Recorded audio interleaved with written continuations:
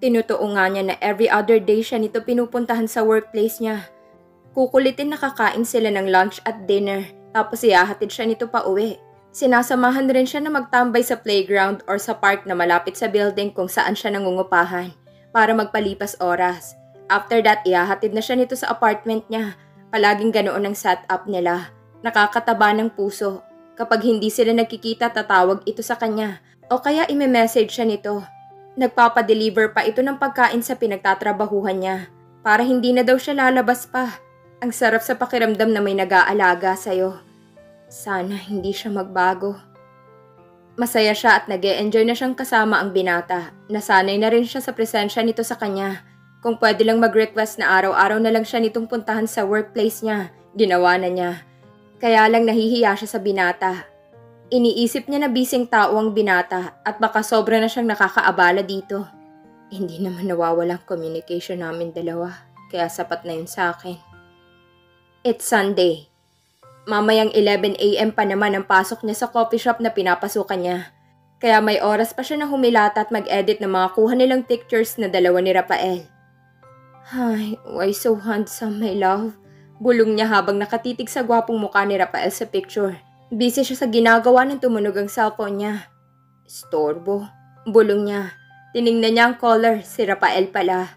Binabawi ko na yung sinabi ko na istorbo yung tumatawag. Bulong niya. Excited niya itong sinagot. Hello, good morning Rafi. Masaya niyang bati sa kabilang linya. Hi, how's your sleep? Malambing na tanong ng binata kay Bella sa kabilang linya. I slept well. Masaya niyang sagot.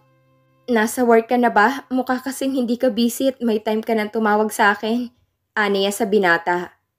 I have a meeting in just a minute. I just want to hear your voice. That's why I called. I missed you already. Malambing na boses nitong sabi kay Bella. Nayakap niya ang unan sa kilig. Sana hindi mahalata sa kabilang linya. Putsa, landi ng lalaking to. Nangingiti niyang bulong. Hoy, Rafi. Huwag mo nga akong nilalandi, kahapon lang tayo nagkita ha. Miss mo na ako agad-agad. Kunwari sita niya sa binata pero deep inside sobrang kinikilig na siya.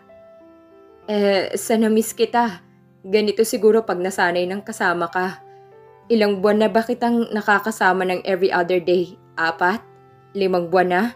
Kung pwede lang araw-arawin kong puntahan ka eh. Baka lang kasi magsawa ka agad sa akin. Nai-imagine niyang nakanguso ito habang nagsasalita. Ang cute lang niya. Nagdrama ka na dyan. Natatawa niyang biro sa binata. Ito din kasi ang hiling niya kani-kanina lang. Pero itong lalaki na ito napaka-straightforward. Walang preno magsabi ng mga gusto niyang sabihin sa kanya. I'm serious, Bella. I gotta call you again later. Kumakatok na yung sekretary ko. I mean, may kumakatok na sa pintuan. Baka start ng meeting namin. See you and I miss you. Bye. Pinatay na agad ng binata ang tawag. Baka mabuking pa siya na isa siyang boss. Ayaw lang niyang mahiya ang dalaga sa kanya o mailang. Baka iwasan pa siya ng dalaga. Base kasi sa obserbasyon niya sa dalaga ay mahiyain ito at hindi mapagsamantala. Masiyahin din itong kasama at very vocal siya sa mga sinasabi niya. Kapag may hindi maipronounce ang dalaga na English words, itatype nito ito sa cellphone nito at ipapabasa sa kanya. She did that a lot of times. She's cute. Napangiti siya. I think I like her since the first time I saw her in the shopping mall. Hindi lang gusto. Parang mahal ko na din siya. He sighed. Ready na ba ulit akong sumubok ng seryosong pakikipagrelasyon? He sighed again. Ayaw din ito na palaging siyang nagbabayad sa kinakain nila.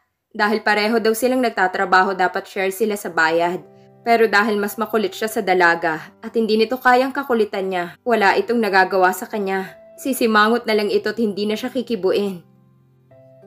Ito na, late na ako sa meeting kakaisip sa kanya. Naiiling na lang siya. Secretary? So it means, boss si Rafi? Obvious naman kasi sa itsura at kilos niya. Napaka-intimidating nito minsan pag nakakasama niya itong kumakain ng lunch. Bagay na bagay dito ang suot nitong long sleeve shirt with necktie. Minsan with coat pa, na mas lalong nakakadagdag sa lakas ng dating nito. Tila mas mahal pa nga ang sinusuot nitong damit kesa sa sahod niya. She sighed. Nakakahiyang kasama minsan kasi parang nagmumukha kong alalay niya lang pag magkakasama kaming dalawa. Kahit magsuot pa ito ng simpleng mga damit, hindi pa rin maitatangging anak mayaman ito. Kita sa kilos nito at pananalita. Full of confidence, full of power, and full of authority. Pansin kong nagsusuot siya minsan ng mga simple clothes just to please me. Para siguro hindi ako mailang pag magkasama kami. He is so considerate, a gentleman, and a sweet guy. I think I love him na. Yeah, you heard it right. Mahal ko na ang lalaking yun. Hanggang kaya kong ililihim ko. Ayokong isipin niya na easy to get akong babae. Super busy nila dahil ang dami na namang mga kabataan na nagpapa-event sa araw na yun sa coffee shop na pinagtatrabahuhan niya. Pag ganitong may event, wala silang pahinga at kain man lang. Buti na lang kumain siya ng early lunch kanina bago pumasok sa trabaho. 8:00 na ng gabi siya nag-out. Nagugutom na din siya, kaya agad siyang nagtungo sa toilet. Sa dulo pa na yun, madadaanan niyang restaurant na katabi lang ng coffee shop. Nagmamadali nang pumasok sa loob at nagbihis ng damit. Hindi na sana siya magbibihis pero pawisan siya dahil sa dami ng mga tao kanina sa coffee shop. Nakakapagod. Paglabas niya ng toilet, namataan niya si Rafael. May kausap na mga lalaki sa labas ng restaurant na katabi ng coffee shop. Katrabaho niya sigurong mga ito. Dahil wala siyang ibang madaanan kundi doon lang, no choice siya. Bumuntong hininga muna siya bago naglakad na. Panalangin pa niya na sana hindi siya makita ni Rafael. Pero napaka-imposible naman kung hindi niya ako makikita. Kausap niya sa sarili niya. Papalapit pa lang siya, napansin na siya nito agad. Ang lakas naman ng pakiramdam ng lalaki na to. Sabi niya sa loob-loob niya. Pagkakita nito sa kanya, ngumiti ito agad sa kanya. Agad siya nitong nilapitan na hindi man lang nagpapaalam sa mga kasamahan niya. Hi Bella. Bati agad ng binata sa kanya. Hi, nahihiya niyang bati. Kasi ramdam niyang nakatingin ng mga kasamahan ni Rafael sa gawin nila. Tapos na ang duty mo? Tara, hatid na kita. Walang paligoy-ligoy na sabi ng binata sa kanya. Naku, paano ang mga kasama mo? Iiwan mo na lang ba sila? Mukhang may pinag-uusapan pa kayong mahalaga eh. Sabay sulyap sa mga kasama ng binata na mukhang sinusuri siya ng mga ito. Nailang siya bigla. No, it's okay. We already done talking. At plano ko talagang hintayin ka. Alam ko kasing naka-duty ka. Ngumiti ang binata sa dalaga. Naramdaman ng binata na hindi comfortable ang dalaga, kaya nilingon niya ang mga kasama niya. He sees how they look at Bella. Parang sinusuri ng mga itong dalaga at ibang paraan ng pagkakatitig nila dito. Sinamaan ng binata ng tingin ng mga kasama niya. Ngumisi lang ang mga ito sa kanya. Let's go. Huwag mo silang pansinin, okay? Hinawakan na niya ang kamay ng dalaga at pinisil ito na ikinatingin ng dalaga sa kanya. Nakakahiya sa mga kasama mo, baka kung anong isipin nila sa akin. Ayoko naman na husgahan nila ako agad-agad. Mukhang mga bigatin din ang mga ito. I told you, don't mind them. Sabay hila na niya sa kamay ng dalaga. We'll go ahead. See you all next time. Sabi nito sa mga kasamahan nito at iginiyan na siya sa nakaparadang sasakyan nito. Anong sabi nila? Bakit parang galit ka dyan? Usisa niya sa binata habang naglalakad na sila patungong sasakyan nito. Chinese kasi yon, she sighed. Huminto ito at hinarap siya. Hinawakan siya nito sa magkabilang balikat niya. Tinitigan siya ng binata sa kanyang mga mata. You are not that kind of person they think you are. Even though we are just know each other a few months ago, I know you are a good person. Kaya wag mo nang tanungin kung anong sinabi nila. It's not important. At ayaw kong masaktan ka. Hinakay na siya nito papalapit sa kotse nito. Lihim siyang napamura ng napagtanto niyang sports car ang gamit nitong sasakyan. Napatulala naman si Bella sa nakikita niya sa harapan niya. Ang ganda ng sasakyan ni Rafael. Nakakahiyang sumakay dito. I know some of the brand name ng mga sasakyan. Alam kong super mahal ang ganitong sasakyan. Nakakalula sa presyo at ganda ng sports car nito. Pag i-convert sa peso, milyonarya ka na. Pwede ka na rin makabili ng house and lot at sasakyan. I think this car is Lamborghini or Ferrari. Not sure. Gonna search it later. Sa isip-isip niya, nakita niyang napakamot sa batok ang binata. Wari nahihiya ito sa kanya. Hindi pa ba tayo aalis? I mean, nakakahiyang sumakay sa sasakyan mo. Baka madumihan ko. Napayuko siya dahil sa nasabi niyang yon, na ikinalingon naman ng binata sa gawin niya. What are you talking about? Kahit ano pang gawin mo or whatever you want to do inside my car, it doesn't matter to me. Come on, get inside my car now. Inalalayan pa siya nitong makapasok sa loob ng kotse nito at agad din itong umikot para sumakay sa driver's seat nito. Saan mo gustong kumain? Tanong ng binata nang paandarin na nito ang kotse nito. Bumuntong hininga muna siya bago tumingin sa binata na sa ngayon ay nagdadrive na. Hindi ba parang ini-spoiled mo na ako ng sobra sa ginagawa mo sa akin, Rafi? I mean, sobrang nakakahiya na talaga sa'yo. Paano na lang kung may iba pang nakakakilala sa'yo at makita nila tayong magkasama? Ano na lang ang sasabihin nila? Lalo na pag nalaman nilang isang hamak lang akong sales lady sa isang mall. Hindi ba kahihiyan yun sa'yo? Nakagat niya ang ilalim ng kanyang labi. Parang pinanghinaan siya at nanliit sa sarili. Kahit hindi nito sabihin sa kanya, alam niya kung sobrang yaman ito. Naalala niya yung ex-boyfriend niya noon na may kaya din sa buhay. Noong ipinakilala siya nito sa parents nito. Okay lang sana kung ayaw ng mga ito sa kanya. Pero yung ipahiya siya ng mama nito ng harap-harapan sa buong pamilya nito. Naku, ibang usapan na yun. Kesyo hindi daw siya bagay sa anak nito. Hindi daw siya bagay sa pamilya nito.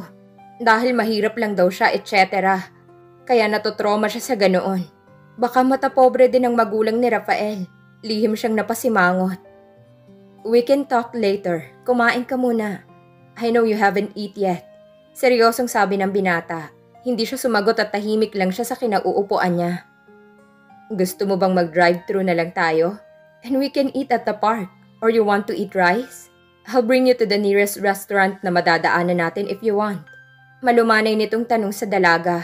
Ilang minutong hindi nagsalita ang dalaga. Kaya nag-alala ang binata na baka hindi na siya nito papansinin sa mga susunod pang mga araw. Napabuntong hininga na lang siya, pero hindi niya sinasadyang napalakas siya ng pagbuga ng hangin. Sorry, hingi niya agad ng paumanhin sa dalaga. Nagulat si Bella sa pabuntong hininga ni Rafi. Naglalakbay kasi ang diwa niya kaya hindi niya agad ito nasagot. Pwede na sa drive-thru na lang, pero sigurado ka bang gusto mong kumain ng mga pagkain sa fast food chain? Alanganin niyang tanong dito. Natawa naman ang binata sa tanong ng dalaga. Oo naman, my siblings and I love eating in McDonald's, especially if we're complete, even now. But always a drive-thru, not a dine-in. Okay, sabi na lang ng dalaga dahil biglang nawalan na siya ng sasabihin dito. Mahaba-habang biyahe pa bago makarating sa lugar niya. May malapit na McDonald's doon, kaya napagkasunduan nilang dalawa na doon bibili. Kaya umidlip na lang muna siya para ipahinga ang katawan niya dahil sa pagod kanina. Habang nagdadrive si Rafael, naisip niyang buksan ng radio na nasa harapan nila. Habang nakikinig siya ng kanta, napatingin pa siya sa radio na nasa harapan niya dahil tugma yun ngayon sa kanilang dalawa ni Bella. Feeling niya siya yung kumakanta. Napapangiti siya nang wala sa oras. Passenger Seat by Stephen Speaks. Nilingon niya ang dalagang mahimbing na nakatulog sa tabi niya. Alam niyang pagod ito. Nakita niya kanina kung gaano kadaming mga tao sa loob ng coffee shop. It's look like my party or event. May mga nakapila pa kasi. Meron din siyang nakita mga posters. Hindi siya pamilyar sa mga artista o singers na yon. He's not sure dahil hindi na niya pinag-aksayahan ng oras pang tingnan ng mga artist na yon. Kay Bella lang siya nakatingin kanina. Masaya itong nakikipag-usap sa mga kabataan at magiliw itong nagtatanong ng mga orders ng mga customers nila. Stoplight. Lumingon ulit siya dito. Pansin niya na mukhang nilalamig ito. Kaya inabot niya ang coat niyang nasa likuran ng sasakyan niya at ikinumot niya ito sa dalaga. Bahagya itong gumalaw at dahan-dahan na minulat ang mga mata niyang namumungay pa dahil halatang antok talaga ito. Napamura siya sa isip dahil naistorbo niya ito sa pagkakaidlip nito. Thank you. Sabay ngiti ng matamis sa kanya at pumikit ulit. Sumikdo naman ang puso niya sa pagkakangiti nitong yun sa kanya. Ang lakas ng tibok ng puso niya na parang kinikilig dahil lang ngumiti ang dalaga sa kanya. Parang teenager lang. Naiiling niyang sabi sa isip niya. Napatingin siya sa coat na ibinalot niya sa katawan ng dalaga. Buti pa ang coat na yayakap ang mahal niya. Ako dapat ang kayakap niya, hindi ang coat na ito eh. Maktol pa ng isip niya. Nagulat siya dahil sa pagbusina sa likuran. Hindi niya namalayan na green light na pala. Kaya agad na niyang pinaandar ulit ang sasakyan niya. Nasa drive-thru na siya. Gisingin na sana niya ang dalaga para tanungin kung anong gusto nito. Pero nag-decide na lang siya na siya nang mag-order. Sa tagal na nilang magkasama halos kabisado na niya lahat ng gusto nitong pagkain. Mas kinikilig pa ito sa mga pagkain kaysa sa kanya. Naiiling na lang siya. Kung ano-ano na lang ang pinagseselosan ko. Sita niya sa sarili niya. Hindi niya sana bibilhan ng Coke float ang dalaga pero baka sisimangot na naman ito. Pansin din niya kasing hindi ito mahilig sa tubig. Puro soft drink ang iniinom pag matapos ito kumain. Napansin na niya ito simula noong nagsimula siyang nag-stock sa dalaga. Kaya ngayon nagsasabay na silang kumain, hindi niya ito hinahayaan na laging soft drink ang iniinom. Kaya pag makita niya itong nakasimangot, ipapaliwanag niya dito kung gaano kaimportante ang tubig sa katawan. Oo na po. Madalas nitong sagot sa kanya at sisimangot. She's cute. Napangiti siya bigla. Pagkaparada niya ng kanyang sasakyan sa malapit na playground, doon naman nagising ang dalaga. You're awake. I was about to waking you up. Ngiti niya sa dalaga. Ngumiti din ito sa kanya pabalik. Naghanap sila ng magandang mapagpwestuhan para kumain at makapag-usap na din ng masinsinan. This is it. Magtatapat na siya sa dalaga. Bahala na kung anong reaksyon at isasagot nito sa kanya. Willing naman ako maghintay at ligawan siya. Hindi ko naman siya pipilitin na sagutin ako kung sakaling hindi siya papayag.